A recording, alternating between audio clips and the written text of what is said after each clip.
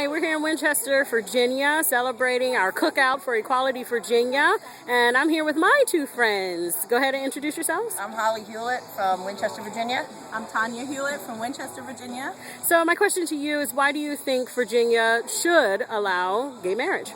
Well, I don't think that it's gay marriage. I think it's just marriage. Okay. I think that's the problem with this whole conversation, is that somehow you guys out there think that this marriage is different than your marriage. We committed to one another for life. We have a child that we're raising. We live in the same home. We have the same problems and the same goals that you guys have. What is not being discussed is how much energy and effort is wasted by you not allowing us to have the same rights as you. We miss out on the tax benefits. We miss out on the respect in everyday life. But Virginia is missing out on the economics that are involved in all of the marriage paraphernalia that happens. Okay, and Tanya, what do you think people think is different about your marriage versus a heterosexual marriage? The biggest conflict argument that I get is faith-based. So a lot of people just don't realize that faith really has nothing to do with marriage. You know, that's a personal thing, and that marriage is really a government issue. You know, we get our license from the government. You can't just go to the church because the church has to get a license from the government as well for you to be legally married. And so really it's separation of church and state. Faith has nothing to do with it.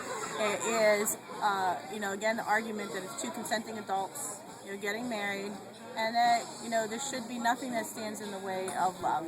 And we're committed adults that are in a relationship, have been in a relationship for a long time, and marriage, we can get married now in other states, so Virginia is losing out economically, like Holly was saying, and it's also going to lose out in the long run when more and more gay people move out of Virginia to take their money elsewhere and spend their money elsewhere in other states that are more for equality.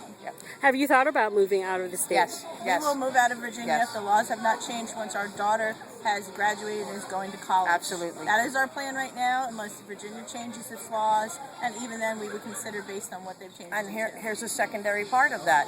Because we are not recognized in this state, when we go on vacations and we go to do things, we'd much rather travel to another state that accepts us as we are and spend our money there. So Virginia is losing out on all kinds of millions of dollars of tourist dollars also. What do you have to say about Virginia standing on its moral grounds versus going against marriage equality? I think the moral grounds argument is archaic. There's a lot of different laws that are on the books that may be based on moral ground argument that are no longer in existence for many different states, and Virginia is dragging its heels, kicking and screaming into the current century. And let's talk about Virginia's morals. Virginia is called the state.